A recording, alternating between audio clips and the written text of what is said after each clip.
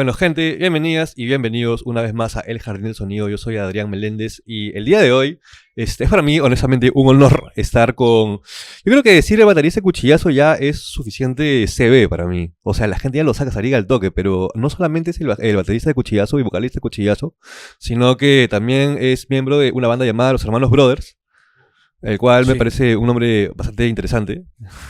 Y ha tenido un proyecto solista también. Bueno, sin más preámbulos, gente, Capi Baigorria. gracias por la visita, Adrián. No, gracias a ti por recibirme, de hecho. Yo, como mucha gente en el Perú, los hemos descubierto más o menos en los 2000 a Cuchillazo, ¿no? A partir de la música que hacían en esa época. Pero yo quisiera saber en qué momento, vamos yendo un poco más atrás, un poquito más atrás al Capi anterior a Cuchillazo, ¿en qué momento ya de tu vida estabas en el que te, digamos, sentiste o te enteraste que eras oficialmente baterista de Cuchillazo, ¿no? De Cuchillazo, bueno, eso tardó algo en ser una banda, porque, o sea, digo, en denominarse banda, Claro. en, digamos, oficializarla, no sé si sea el término, porque nosotros veníamos tocando y mezclándonos entre nosotros de múltiples formas desde el año 2000 más o menos, sin que eso signifique el comienzo en realidad, porque nosotros, me refiero a Rafael Otero y a mí, Ujú. nos hemos encontrado en el año 93, 94 en la universidad. Ah, man, ya. Sí, claro. Bueno, todos esos detalles los pueden encontrar en cuchillazo.com, en la historia, digamos, contada por nosotros de Cuchillazo, porque, bueno, por ahí que como algunos, en algunos casos vamos a entrevistas y nos damos Claro. cuenta de que muy clásico del entrevistador es que he hecho una chequeada en Wikipedia y bueno, Wikipedia pues en nuestro caso al menos sabemos que es muy fiable para otros casos, pero en nuestro caso pues Claro. encontramos que no es precisamente lo más ajustado a lo que nosotros consideramos la realidad desde nuestro punto de vista. Entonces nos encontramos con Rafael en los 90s, en la Universidad Católica. Estábamos estudiando en letras, él iba me parece, a sociología, yo iba a literatura y lingüística, y nada, nos dimos cuenta de que nuestro mayor interés era la música, de que él tocaba bajo, de que yo tocaba batería, y poco a poco fuimos así juntándonos para ver de tocar, porque era lo que más nos interesaba, y poco a poco se fue volviendo serio hasta que decidimos seguir ese camino Claro. y formar una banda que se llamó El Verde Borde en el año 94, Vaso. que tenía a varios otros músicos, y que bueno, concursábamos en este concurso Miraflores muy conocido en esa época. Dicho sea de paso, en ese mismo concurso estuvo Huelga de Hambre, Manja, con Joan. con Jovan Tomasevich, con Hugo Beco, Lucho Grande, Diego Larrañaga, José Gallo, todos ellos. Bravazo. Y nada, y estábamos nosotros y bueno, ellos tocaban pues, tenían un número bien afiatado, ¿no? Muy, muy grunge. Y Sí, nosotros veníamos con una locura que estaba medio no definida, como suele pasarnos, porque teníamos muchos gustos musicales diversos. Y quedamos segundos y Huelga de Hambre ganó. Y al año man. siguiente, Amén ganó. Y así, o sea, digamos que ese era el concurso que sacaba de alguna manera A las bandas en esas en épocas. esas épocas, sí. Era un concurso muy, muy conocido. El concurso de Miraflores se Sí, llamaba. claro. Y la final era tipo en el estadio Manuel Bonilla. Y más, pero bueno, de ahí comienza un poco nuestra historia musical con Rafael y de ahí, bueno, Rafael y yo nos metemos a estudiar ingeniería de sonido, música, como que seguimos juntos, ¿no? En todo este asunto de interesarnos por la música, ¿no? Desde la universidad hasta salir de la universidad y dedicarnos a la música y a la producción juntos, ¿no? Claro. Y ahí, bueno, Rafael decide en algún momento irse a Europa a seguir sus estudios y yo a quedarme aquí. Y es ahí cuando, bueno, yo entro a trabajar de profesor, como había estudiado literatura y lingüística, como te contaba. Entonces, terminé siendo profesor de lenguaje en un colegio, en Los Reyes Rojos, en Barranco. Man. Y ahí es donde uno de mis alumnos de quinto media era Nicolás Duarte. ¿En Entonces serio? ahí lo conozco. Entonces, años más tarde, también Nicolás se anima a tocar música, un poco también motivado por nosotros, los amigos un poco mayores que él, ¿no? Que sí, que tú tocas, que esto, que el otro. Claro. Y entonces Nicolás forma una banda que es Camarón Jackson y luego me llama a mí, pero yo ya era baterista de Hermanos Brothers, de la banda que me estabas comentando hace un rato que conocías. Por supuesto. Entonces, a mí Hermanos Brothers me llama en el año 2000 cuando acababan de grabar su primer disco y lo grabaron con Héctor Quintanilla en la batería y yo estaba alucinado con ese disco porque era, me parecía increíble. No me imaginaba escuchar un rock tan rock and roll, tan puro y tan, no sé, para mí me encantó. Claro. Y yo estaba un poco lejos en ese momento de tocar la batería y dije, caray, cuánto quisiera yo estar en una banda así, ¿no? Y cosas del destino, me encuentro con el Mono Chaparro, cantante de Hermanos Brothers, en un matrimonio, en una boda. Es alucinante, o sea, ni siquiera estábamos en un contexto rockero, ni en su bar el Sargento Pimienta, porque él era el dueño del Sargento Sí, Pimienta. claro, el Mono Chaparro, claro. Entonces, estábamos en un matri, los dos así, en terno, en corbata, ¿me entiendes? Claro. O sea, así al costado de la mesita de quesos, así, ¿no? Qué Chapando bueno. trago y sin saber qué hacer, ¿no? Porque lo que pasa es que mi chica y su chica eran primas, entonces llegamos los dos por esa cuestión de familiar entre ellas, porque era un matri que les atañía a ellas, pues. Y nada, estamos ahí en eso, comenzamos a hablar pues de rock and roll y chupando, y en eso le cuento, y que yo he tocado en tu local, el Verde Borde, ¿te acuerdas? Ah, sí, que esto, que el otro, pim, pum, pam.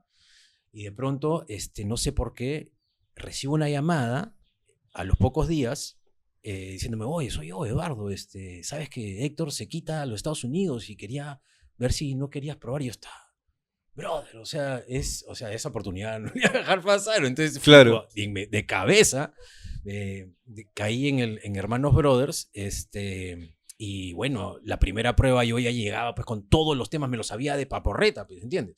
Claro. Y nada, me quedé con esa chamba, feliz de la vida, y poquísimo después, Camarón Jackson me llama a mí también para ser baterista de Camarón Jackson, y no solo eso, sino también producir el segundo disco de Camarón Jackson. Entonces yo ya entro como baterista y productor en Camarón Jackson, que tenía a Nicolás ahí tocando. Man, yeah. Esa es la historia. Entonces, pero escúchame, ¿todo eso está como que resumido ahí en la página? O sí. Digamos, o lo has amplificado en esa entrevista? Palabras más, palabras menos, la encuentras tal cual ahí en cuchillazo.com, que es un Linktree en realidad, que es algo mucho más práctico ahora, que tiene todos los enlaces, incluyendo los enlaces a las entradas para los conciertos que vienen. En fin, nos hemos solucionado la vida así, ¿no? Bacán. Y ahí está la historia con todo esto que te estoy contando. Yo era un profesor muy joven, tendría 19, 20 años cuando era profesor. Entonces estaba prácticamente, o sea, terminé ese ciclo de ser profesor en Los Reyes prácticamente haciéndome amigos de toda la promoción y de las dos siguientes. O sea, es más, éramos como prácticamente de la misma generación, ¿no? Claro. Como te contaba, la cuestión de Camarón Jackson, de ahí vino que Nicolás quería de alguna manera hacer algo aparte de Camarón Jackson y tenía unas ideas para jamonear, para improvisar. Y me llamó a mí y me dijo, quiero improvisar estas cosas. Y armamos una salita de ensayo enana con 3 micrófonos en muy mal estado y no teníamos ni parantes, o sea, volteamos los bancos para pegarlos en las patas de los bancos. Qué bueno. Y grabamos de frente nuestra primera toma, nuestra primera improvisación de unas cuantas ideas que tenía Nicolás y que de alguna manera, una vez que las tocamos nosotros, se transformaron completamente en otra cosa. Y quedaron esas grabaciones y yo las escuchaba y decía, algo hay aquí que yo sentía que es buenazo, que me gusta a mí y que es irrepetible, que es la primera toma. O sea, esa cuestión que yo me imagino que algunos músicos me entenderán, la primera vez que tú tocas algo, no se va a volver a repetir. Las decisiones que tomabas, los errores extraños que tenías y de ahí volvías a entender, a no entender, a salir y a entrar. O sea, ese tipo de cosas que tiene solo la primera toma, estaba todo ahí. Y a mí me parecía que era bueno, por no decir era como único, mágico. Claro. Entonces, la cosa es que yo le sugería a Nicolás que ese sea un disco, de lo que sea. No tenía ni nombre, no importa. pero ¿qué es ese un disco? Y yo lo iba a terminar de producir y que no se preocupara, yo mismo soy. Entonces agarré y bueno, efectivamente mezclé, arreglé, recuperé, o sea, la grabación no era pues óptima, ¿me entiendes? Estaba en una situación recontra precaria. Claro. Pero el contenido era bravazo. Era rescatable, totalmente, O totalmente. sea, el contenido lo tenía todo. Claro. No importaba lo demás. Entonces dije, esto tiene un valor por acá y no tendrá pues la fidelidad y la calidad que a algunos productores les encantaría tener, pero había un contenido. Entonces ese disco le faltaba el bajo. Y yo pensaba que Rafael era el indicado para eso porque estaba como para él. Entonces, pero Rafael estaba en Londres. Entonces, cuando vino de fin de año a visitar a la familia, ese tipo de cosas, tenía 5 días en Lima. Y en esos 5 días al toque le dije, negro, tenemos esto, graba. Pero no he traído mi bajo, pero no. Le pedí prestado a Miguel, tú está el bajo, chapa, toca. Y pin que tocó, y ese es el primer disco Cuchillazo. Excelente. Entonces, ese disco todavía no tenía nombre. Claro. Pero nosotros tocábamos en vivo, en El Sargentito, en Mochileros, así, sin nombre. No tenía nombre la banda, porque ni siquiera una banda. Y claro, ahí es donde aparece este amigo que me dices tú, que ya sabes la historia y que dice esto suena como un cuchillazo y bla, bla, bla. Esa es la historia. Increíble. Me encanta que, o sea, todo esto desemboca de alguna forma en el primer disco. O sea... Sí, y bueno, una vez que ya se le pone el nombre, pues ya es como que, entonces el segundo, y así, ¿no? Entonces Qué ya locura, se arranca un concepto, una sí, historia, claro. se comienza a tejer una historia. Espectacular. Buena historia, ¿eh? Buena historia. Hay buen lore, hay buen lore. Yo quisiera saber, ya entrando a lo del primer disco, es un sonido, digamos, que... Claro, o sea, nace de estas ideas de Nicolás, que al final tú grababas y pusiste a Rafael Otero a tocar el bajo ahí. Pero ¿tú cómo describirías ese disco? ¿Cómo sientes el sonido? Porque personalmente yo quería saber si lo sientes un poco de repente más ligero, un poco de repente... Obviamente que es rock, pero no es un rock tan pesado como los siguientes discos, ¿no? Naturalmente todo va cambiando. Sí, claro. Y siempre parece ser la ley de la vida, ¿no? Y así es. Entonces, esa fue esa parte de esta historia que se estaba comenzando a tejer. Uh-huh. Y a mí me gusta. No sé cómo definirlo, sí, lo encuentro bastante simple, buscador. Muchas veces me doy, o ¿cómo se puede decir? Interpreto, después de escucharlo años después, uh-huh, que Nicolás tenía una intención, pero yo tenía otra. Entonces, no importa. Su intención de repente iba para allá, pero de pronto yo la entendía, por decir mal, o sea, no es que la entendía, me la entendía de otra manera, y la llevaba para allá y salía algo en común. uh-huh. Entonces, se comenzaba a generar algo que era como no planificado, y nuevo para nosotros. Entonces, es el comienzo de algo que de ahí en el segundo pasa a su segundo capítulo y de ahí ni qué decir el Tecnofuria. Cuando viene el Tecnofuria pasan otras cosas y se meten otros factores fortuitos así, no planificados y que terminan por mandar a la banda hacia otro sonido. Y claro, así cada disco de Cuchillazo yo le encuentro completamente otro sonido. Son como momentos y sonidos totalmente diferentes. Man, interesante, ¿eh? Interesante tener esa perspectiva así como que desde adentro de la banda, ¿no? Bueno, pasando justamente a Días Negros, que es su segundo disco. Es un disco que, o sea, es muy bueno, pero, bueno, no pero, digamos, adicionalmente, eso evidentemente ha recordado por la canción Máquina, que fue, todos sabemos, parte de la serie Misterio, ¿no? Pero yo quisiera saber, esa canción, como la gente la tiene bastante interiorizada ya, más allá de Máquina, ¿cómo sientes que se desarrolló el disco en el resto de canciones? Porque tiene canciones muy importantes como Granjero Infame, es una que me parece bastante buena, o la misma Días Negros, ¿no? ¿Cómo claro, me acabas de mencionar que tú tienes tu perspectiva de cada disco, ¿no? ¿Qué perspectiva tienes del resto de Días Negros, ¿no? ¿Cómo lo ves? Yo lo recuerdo también como una especie de extensión de lo que sucedió en el primer disco, pero... Vale. Por más que uno intente repetir lo anterior, no se repite. Claro. Es imposible.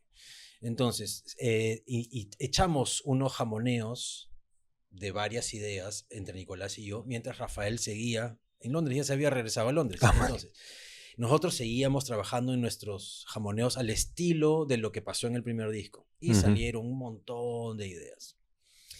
Y Nicolás se las envía a Rafael para que Rafael las alucine allá y las produzca también. Y con todas las ideas que tuvo Rafael, regresó y él, en este caso, fue el que lideró la producción. Y decidió grabar en la casa Tupac, en este cuarto, y luego aquí, y luego allá. Entonces se banqueteó con todo lo que él estaba estudiando allá y jugó como, digamos, nos gustaría a cualquier productor jugar con espacios, con micrófonos. Entonces fue el experimento de echar a andar su imaginación de productor, ¿no? Claro. Y eso fue muy bacán. Y Máquina no estaba en el disco. No me digas. Sí, Máquina fue, como se dice, el saldo, la yapa, porque nos quedaba, o sea, estábamos en medio de todo eso, ni siquiera la conocía Rafael, no se le había mandado, no existía. Pero de pronto, en medio de nosotros estar grabando y tocando, jamoneamos este riff y le dimos vuelta y dijimos, ya, unita más. Y estábamos en el cuarto de repente menos espacioso, en el estudio más chiquito. Ya, grabemos. Entonces fue la yapa, el saldo del disco. Claro. Así fue Máquina, sí. Qué interesante. Eso es un gran dato, ¿eh? Para la gente que está viendo en el Jardín del Sonido. Interesante, ¿eh? O sea, uno nunca sabe finalmente cómo terminan sus canciones, ¿no? O sea, le da una intención, pero digamos, claro, también el público como la reinterpreta de alguna manera también, ¿no? Es que sí, yo opino lo mismo, que los factores que vienen a continuación hacen que la historia se escriba, ¿no? Con varias plumas, claro, que interfieren o intervienen, mejor dicho. En el caso de Máquina, para ti debe estar también bastante, no sé si está igual de claro que para mí, que la intervención de Aldo Miyashiro y Carmona fue crucial para que, incorporada en la serie, tuviera el camino que tuvo y totalmente, las consecuencias que tuvo. Totalmente, sí, estoy de acuerdo, estoy totalmente de acuerdo. Pero bueno, pasemos así al toque a mi disco personalmente favorito, que es el Tecnofuria. No solamente creo que es uno de los mejores escuchados, sino del rock nacional. En uno de tus videos, de tu canal, mencionas que a partir de un cover que hicieron de Black Sabbath, ustedes empezaron como dice, jamonear en afinación en re bemol, y que a partir de eso nace el sonido de Tecnofuria. Qué interesante, pero quería saber también, junto a esa característica, ¿qué otras características musicales tiene ese disco? ¿Qué otras cosas tipo esa que acabo de decir le ves? Claro, bueno, en esas épocas estaba el programa Jamming de Plus TV, digamos, llamándonos con cierta frecuencia. Claro. Y tenían una producción muy interesante que nos daba como desafíos, como pequeños retos, así como también lo hizo pocos años atrás, que no hace poco ponían a dos bandas a hacer un cover juntas, ese tipo de cosas, una toca un cover de la otra y viceversa. Ya, entonces en esa época también tenían ese juego y nos daban desafíos como, por ejemplo, tenemos este programa temático de los 90s, entonces traigan algunas versiones de los 90s. Entonces nosotros teníamos pues nuestras canciones favoritas de los 90s. Y como eran algunas en inglés y Nicolás no estaba muy cómodo cantando en inglés, le dije, no te preocupes, yo las canto, le metemos a esto que el otro, mezclamos esta con esta, comenzamos a hacer nuestra ensalada de covers, ¿no? Muchas de ellas eran originalmente canciones electrónicas y que nosotros estábamos tocando en formato de trío rock. Claro. Como por ejemplo Heresy de Nine Inch Nails, One Man Army de Prodigy, y por ahí, unas cuantas. Entonces, en medio que estamos revisando covers, haciendo versiones y tocándolas nosotros, nos comenzamos a sentir cómodos con eso, y sobre todo, ya que yo le metía a la voz en inglés, también obviamente estaba yo cantando, y ahí es donde aparece un montón de covers. En realidad, hicimos varios, como inclusive los presentamos en vivo, como por ejemplo Into the Fire de Deep Purple, Love is All Around de Eric Burdon y War, Cold Turkey de John Lennon, bastante, Red Fan de Budgie, y más, ¿ya? Wow. Hicimos un montón, así era la época en la que nos vacilamos con los covers a raíz de este desafío del jamming, pero nos fuimos por nuestro lado. Claro, Y obviamente Ilya Kuraki y Beastie Boys, que es la canción que finalmente ha quedado hasta ahora cambiada a la letra, sí, claro, conocida como Sabotero. así Entonces, es. y nada, en ese momento es que aparece Supernaut de Black Sabbath y nosotros, pero los muchachos estaban, pero aguanta, pero acá hay algo que, y en eso se dieron cuenta que tenían que dropear y tenían no solamente que dropear, sino que afinar todas las cuerdas un tono y medio para abajo, o sea, en do sostenido. Ajá, Entonces, con ese sonido, las voces te piden ir más para arriba, las melodías ya no, o sea, el registro cambia, la intención de, o sea, lo que te pide vocalmente ya es otra cosa, claro. ¿no? Si antes cantamos así y ahora es, entonces meterle un poquito más de punche, era como el sonido que podríamos llamar, no sé, el dropeado clásico noventero que algunos llaman nu metal, ¿no? Claro, Entonces, yo para género soy malísimo, pero bueno, por ahí trato. no hay problema. La cosa es que eso, más el doble pedal, más el hecho de que yo estaba cantando y con una actitud distinta a la de Nicolás, metiéndole un poco de, no sé, de mi estilo, pues, ¿no? Hizo que el sonido cambiara muchísimo. Las cuerdas, el doble bombo, las dos voces, todo eso ya iba más o menos generando la camita para que naciera el Tecnofuria, ¿no? Espectacular, ¿eh? Buenísimo, buenísimo. También mencionaste en uno de tus videos también que en el Tecnofuria, sobre todo en la canción Tecnofuria, tenías como que referencias baterísticas, tanto de canciones como de Pearl Jam, como Iron Flow y Animal, ¿no? Además de que también las usaste más adelante para una canción de Recaer, que me parece que es como una mula. Quisiera saber, ¿qué otros, si era tu única referencia o tu referencia principal, o cuáles eran tus referencias baterísticas en ese momento para el Tecnofuria, ¿no? Bueno, yo en esa época escuchaba mucho Slayer. Me Ujú, había pegado un montón con Lamb of God, que era una banda que no era muy antigua en ese entonces. claro. Estaba recién saliendo, no sé si saliendo, pero tenían que 2, 3 álbumes, ¿no? Y estaba muy alucinado con eso. Y bueno, y también con otras, digamos, estilos y cosas de los 90. Ujú, Y eso era, básicamente. Bueno, de hecho yo he sido muy fan de bandas setenteras también, como las que ya te imaginas, ¿no? Deep Purple, Black claro. Sabbath, y etcétera, etcétera.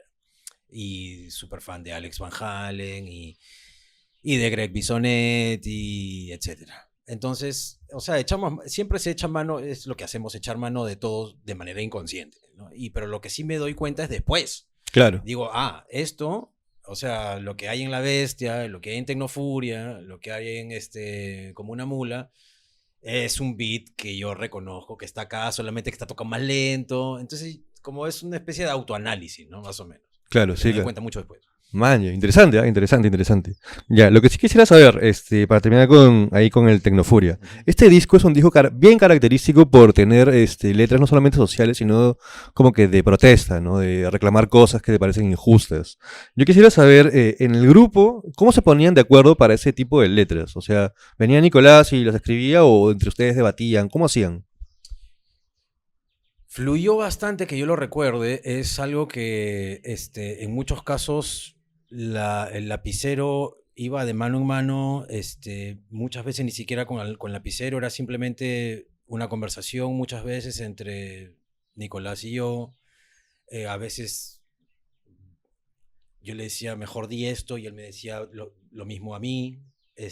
Acá podemos hacer, o sea, y fluía de manera totalmente ligera. No hubo debate, no hubo ni siquiera una revisión, ni no, eso mejor no, nada. O sea, siempre era un sí. Claro, Muy rápido fue todo, sí. claro. Interesante. Es más, yo considero que son era un sentir que ni siquiera es exclusivamente nuestro, está recogido de nuestro entorno y era como tomar y procesar y devolver. O sea, Claro, no es una invención. Yo no voy a hablar por los demás. O sea, que yo haya agarrado el lapicero y haya escrito algo, no lo siento que sea mi idea, ¿me entiendes? Que sea mío. O sea, eso es algo que es medio filosófico de repente, sí, claro. pero no lo siento así. Yo lo siento como era algo que se estaba escuchando ya de por sí. Claro, como canalizar la coyuntura. una cosa así. Exactamente. Qué buena, interesante, ¿eh? Interesante. Brevemente, casi 10 años después del Tecnofuria, sacan el disco Recaer, ¿no? Así, en pocas palabras, ¿cómo recuerdas ese disco? ¿Qué estaban viviendo? ¿Qué les influenció? Ese tipo de cosas. Bueno, hubo un quiebre, un descanso en nuestra actividad de banda. Por eso es que el Tecnofuria no se llega a publicar en su momento, sino como varios años después, Ujú. porque quedó ahí inconcluso. Yo iba subiendo las canciones, en ese caso eran 5 canciones en el 2006, 2007. Yo las iba subiendo porque ni siquiera se llegó a imprimir en un CD físico, pero las fui subiendo a mi página web que se llamaba lamula.com en ese Ujú. momento. Y ahí la podían descargar libremente. Y nada, la banda llegó a una interrupción. De repente, bueno, Rafael lo cuenta a su manera diciendo que tenían ya en ese momento como que era música muy fuerte que los estaba poniendo a ellos un poco en dificultades técnicas, de repente en un desafío un poco muy, muy pesado para Nicolás y para Rafael, mientras que yo estaba un poco pues yendo por esa senda, ¿no? Yo estaba a punto de irme con Masacre y con Ultramotor a seguir tocando más rápido y más fuerte todavía, ¿no? Claro. Entonces, pero Nicolás y Rafael se sintieron como que no era eso exactamente lo que querían hacer en ese momento. Entonces apareció La Mente como otro proyecto que digamos, los motivaba un poco más, los tenía un poco más concentrados en eso. Entonces como que vino solito este tema de, ok, lo dejamos descansar. Yo me voy por allá con Masacre y ustedes se van por allá con La Mente a hacer estos ritmos y yo esos otros. Sí, claro. Entonces, fue natural, fue así. Y años después, el Tecnofuria fue ganando, digamos, como sucede con las historias, ya se van escribiendo solas, o mejor dicho, con otros participantes, como en ese caso también otras series de televisión, personas, y de ahí aparecen las redes sociales, y nosotros nos enteramos de cómo se ha escrito la historia en otras manos a partir de nuestra obra inconclusa Tecnofuria. Claro. Entonces decidimos volver a juntarnos y eso fue varios años después, presentar el Tecnofuria, presentarlo en vivo, imprimirlo, terminarlo. Y eso fue en el 2012. 6 años después, por ahí. Así es. Qué bueno. Y de ahí era como que ya, ¿y ahora qué? Entonces el Recaer vino como una especie de revisión de temas que teníamos, que no habían entrado en los discos desde el Días Negros. Wow. Entonces comenzamos a ver, mira, está este tema, mira, está este otro. O sea, abrimos el baúl de los recuerdos, ¿ya? El baúl, ¿no? Olvidado, digamos. Uh-huh. Desempolvamos temas antiguos que estaban en modo demo todavía. Entonces les faltaba arreglos, todo, y los comenzamos a convertir en temas con el sonido que ya teníamos en ese momento, con el sonido ya del Tecnofuria, ¿no? Y qué bueno. Tanto fue que, y justamente te habías olvidado de un álbum que es en vivo, que es El Destructor Nuevo. Totalmente, en vivo, sí, que sí. es antes que el Recaer. Así es. Entonces, en ese álbum justamente es cuando nosotros simplemente concretamos en cinta lo que ya estábamos haciendo, que era convertir todos nuestros temas anteriores al sonido del Tecnofuria. Ah, maña. Convertirlos. Entonces ahí es donde salen las nuevas versiones de Colgado y de otros temas como que suenan más a lo Tecnofuria. Es como que tecnofurizamos la carrera, o sea, lo anterior. Claro. Y una vez ya teniendo eso, dijimos, ya, ¿y ahora cuál es el siguiente paso? Entonces hicimos esta búsqueda, y abrimos el baúl de los recuerdos, bla, bla, bla, rearreglamos temas antiguos y también hicimos algunos otros nuevos que tenían ya inclusive, o sea, eran como, se caían de maduros, como por ejemplo Pecho a Tierra, que era este bajo que Rafael estaba tocando, pero incansablemente desde muchos años atrás, ¿no? Que es el bajo característico de esa canción. Claro. Y así otros, ¿no? Inclusive un tema que yo traía desde mi proyecto, nuestro proyecto con Rafael, llamado La Mula. Por eso mi página se llama lamula.com, porque teníamos una banda en el 98, en 1998, que se llamaba La Mula. Wow. Entonces de ahí también saqué otro tema. O sea, hicimos como una especie de recopilación rearreglada y vuelta a producir, y eso es de alguna manera el Recaer. Qué interesante, o sea, Así es. por eso, quizá por eso de repente tienen una canción llamada Joven Bomba, que es como que la continuación de Niño Bomba. Sí, ese es como ya una cacha, pues, ¿no? O sea, digamos, ¿por qué? Porque la letra esa, había sido originalmente pensada para otra canción, luego cayó en Niño Bomba y luego teníamos otras partes de la letra. O sea, en fin, o sea, es como que le iba la letra, o sea, la letra misma esa llamó a su base musical anterior, la decidimos volver a utilizar, pero ahora cambiarle un poquito más la letra como si hubiera seguido la historia. Fue una especie de, bueno, ya, dale, ¿no? O sea, que siga la historia, jajaja. Claro, qué bueno, pero ya se logró. Sí, la historia sigue muy interesante, además, creo. Sí, claro, sí, sí es una buena letra. Excelente, excelente, excelente. Mm. Yo quisiera ahora adelantarme todavía un poco más en el tiempo, ¿no? Yo sé que tienen más discos, más canciones, pero en una época bastante importante y reciente, más o menos reciente para todos los músicos y artistas fue la pandemia, ¿no? Yo quisiera saber así súper breve, cuáles fueron tus proyectos en pandemia, qué estuviste haciendo. Bueno, me junté con mis amigos de tantos años y vecinos, Adrián del Águila y César Samayoa, para hacer un disco que el hecho de que yo le haya puesto Capi Baigorria, y es más, ya no está en plataformas digitales, Ujú. lo volveré a poner en algún momento, pero no es un proyecto solista, por más que parezca un proyecto solista. ¿Por qué digo eso? Porque me parece que es una mentira pensar que alguien haga algo solo. Claro, Mucho menos música, arte o cualquier otra cosa. Es imposible. O sea, si algo sucedió en ese momento fue como en todos los otros casos que la música apareció y pasó por varios factores y varias personas. Entonces, pero como yo estaba acá solo, metido en esta jato, entonces nada, en fin, no sé por qué le puse ese nombre. Eh, Era lo que, digamos, yo estaba empujando el proyecto, todo, pero la música que está ahí, como ujú, ninguna música, creo yo, es realmente solista. Es lo que creo yo, fíjate.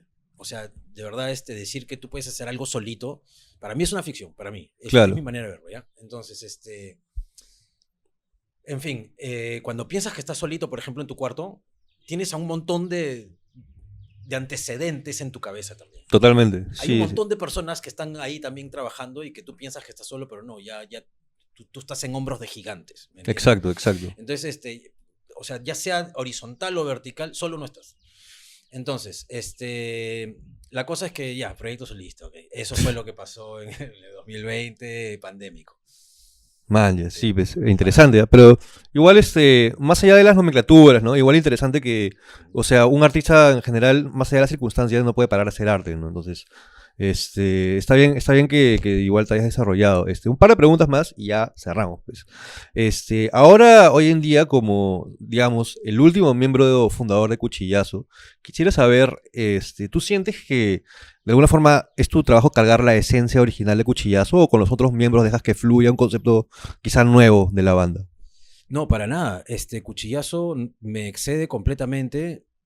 Yo solamente soy un trabajador, soy parte de esta historia compartida llamada Cuchillazo. Ujú. Simplemente que el hecho de que yo esté aquí es que no he renunciado y tengo la voluntad de seguir. Eso Claro. es todo.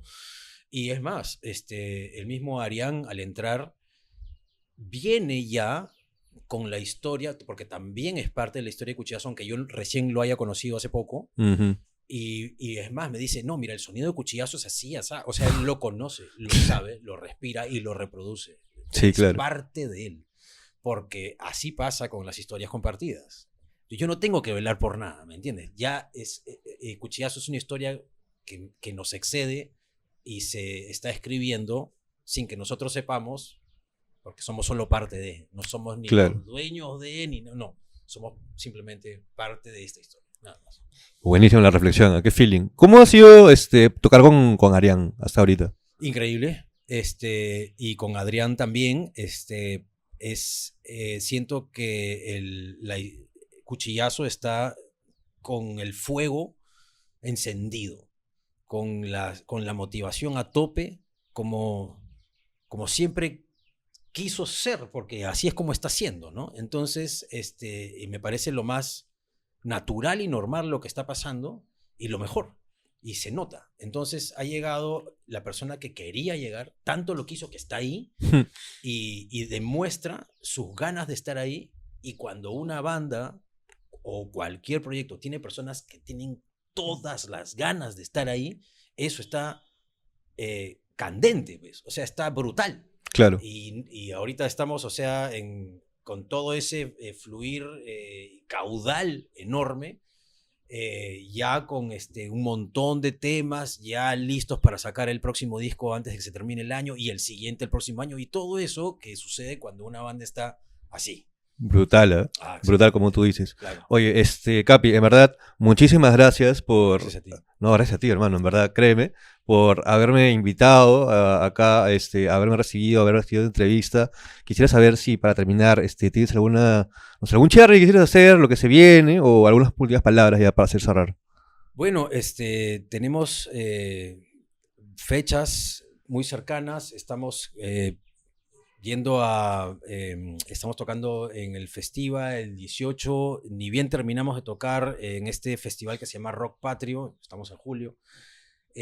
Al día siguiente estamos en Arequipa, la semana siguiente estamos en Trujillo, hay más fechas en agosto, septiembre y así. De verdad estamos con toda la viada, la motivación, la fuerza, la energía, como si estuviera recién comenzando esto, y nada, los invitamos a que se caigan en cualquiera de estas fechas y estén atentos a nuestras redes sociales que están en nuestro Linktree, que se redirige por cuchillazo.com, muy fácil. Excelente, gente, súper simple, ya lo saben, Cuchillazo más activo que nunca, gente. Muchísimas gracias, Capi Baigorria, por haber seguido esta entrevista nuevamente, y ya lo saben, gente, no se despeguen porque venimos con más entrevistas y transmisiones en el Jardín Sonido. Yo soy Adrián y conmigo será hasta la próxima. Nos vemos.